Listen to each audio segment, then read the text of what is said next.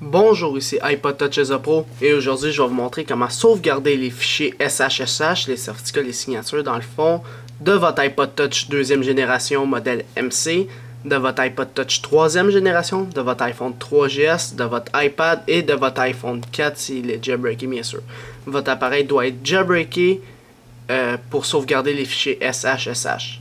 Dans le fond, c'est pour jouer safe, c'est pour pas prendre de risques. Si vous ne savez pas c'est quoi les fichiers SHSH, il y a une vidéo qui vous explique en gros c'est quoi. Juste en bref, là, ça ne l'explique pas en détail, mais ça vous dit en gros, grosso modo, c'est quoi les fichiers SHSH, les signatures dans le fond. Alors cliquez sur la vidéo qu'il y a là, puis dans le fond c'est moi qui est en train de vous informer sur ces fichiers-là. Alors, pour enregistrer, dans le fond, sauvegarder les signatures SHSH, ici je suis accompagné d'un iPhone 3GS. Alors, le firmware, si je m'en vais dans Réglages, c'est le 3.1.2. Alors, on le voit ici.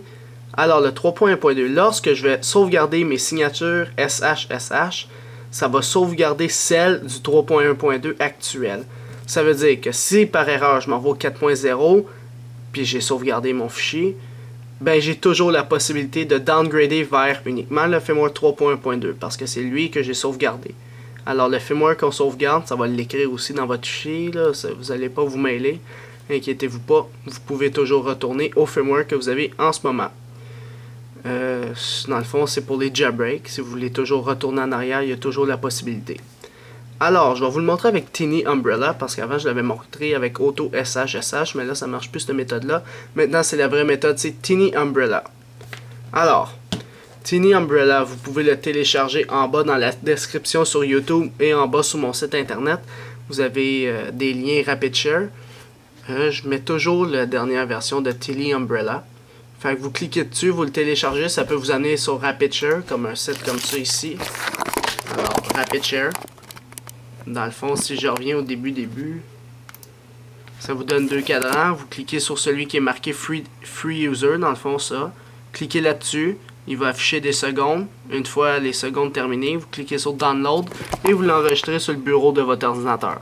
Ça va donner comme un parapluie bleu et noir avec une petite boîte avec des affaires dessus. C'est environ 3 MB. Alors, Tiny Umbrella, il faut toujours le runner en tant qu'administrateur. Alors la première étape, c'est d'avoir branché son iPod Touch 2G modèle MC, toutes les machines que j'ai dit tantôt. Là. Alors branchez-le sur votre ordinateur. iTunes va s'ouvrir, c'est pas grave. Alors, on l'ouvre en tant qu'administrateur. Administrateur, je vais juste monter ma caméra. Yes. Juste un instant.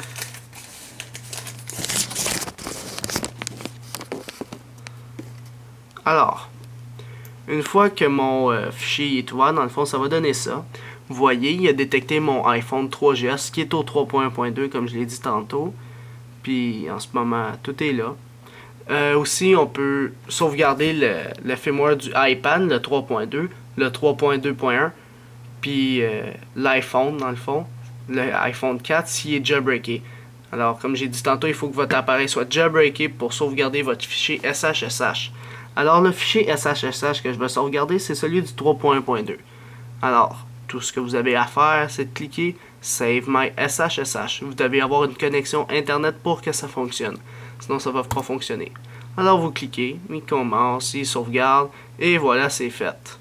Puis là aussi, en même temps que de le sauvegarder localement sur votre ordinateur, il va le sauvegarder sur le serveur de Soric. Par précaution, sécurité, whatever. Une fois que c'est fait, faites Display SHSH à droite. Ça vous dit que votre iPhone 3GS peut se restaurer au 3.1.2. Alors ça dit, cet appareil en bas, le ECID, peut être restauré sécuritairement à tel firmware. Alors je peux le faire au 3.1.2. Puis si vous avez d'autres versions, parce que si vous avez jailbreaké votre iPhone 3GS ou votre iPod, tous les appareils que j'ai nommés tantôt, et que vous avez fait le Make My Life Easier sur Cydia, dans le fond vous avez fait le cœur Make My Life Easier, il y a toujours la possibilité de sauvegarder les autres firmware que vous avez. Alors si vous faites option avancée en cochant ici, Vous avez votre ECID qui l'a détecté par défaut, c'est beau. Ici, c'est Cydia, il faut prendre toujours Cydia. Puis admettons qu'avant, j'avais le 3.1. Juste le 3.1. Je m'en rappelle d'avoir sauvegardé de mon 3.1.1. Alors, il va chercher sur Cydia. Alors, je vais faire Save My SHSH. Puis là, il est en train de le chercher sur le serveur de Soric. Et voilà, il l'a trouvé. Alors, si je cherche le 3.0.1, il va chercher sur le serveur de Soric, qui est le serveur de Cydia. Et voilà, il l'a trouvé. Parce que moi, je les avais sauvegardés en faisant Make My Life Easier. Puis là, vous pouvez faire ça. Si ça marche pas pour vous, c'est pas grave. Vous avez au moins sauvegardé celui de votre firmware actuel sur votre iPod Touch ou votre iPhone. Ou votre iPad. Puis là, si je fais Display SHSH, je peux restaurer sécuritairement avec tous ces firmwares-là. Bon. Alors, on peut fermer Tiny Umbrella. Bon. Alors, pour les Mac, où il faut aller chercher son fichier SHSH, vous devez aller dans User, puis tout de suite après votre nom d'utilisateur, puis après le fichier .sshsh.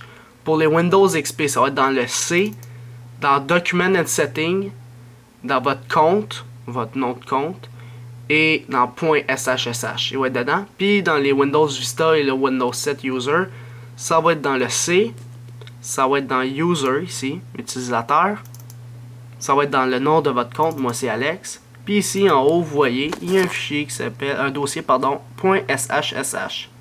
Alors je vais cliquer sur ce dernier. Et voilà, j'ai toutes mes firmware que j'ai sauvegardés. Vous, théoriquement, vous devriez en avoir un, celui de votre firmware actuel. Oh, ma petite caméra, elle bouge pas mal. Je vais juste mettre ça, comme ça. Et voilà.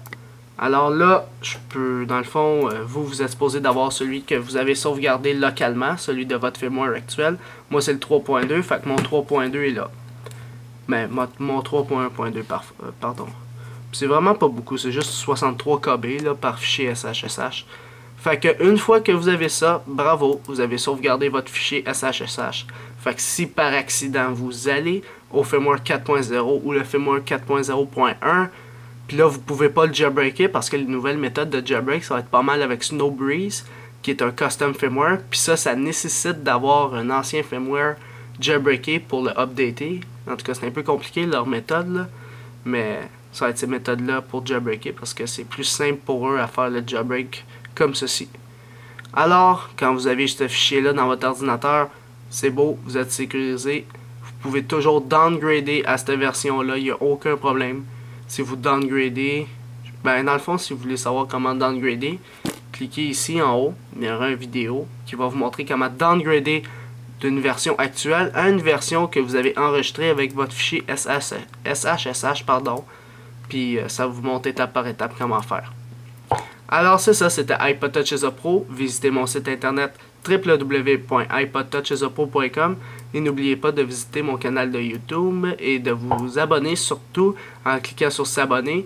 Et lorsque vous cliquez sur s'abonner, cela va permettre de recevoir toutes les prochaines vidéos que je vais sortir sur mon site internet et sur mon canal de YouTube. Alors c'est ça, c'était iPod Touch is a Pro. Merci.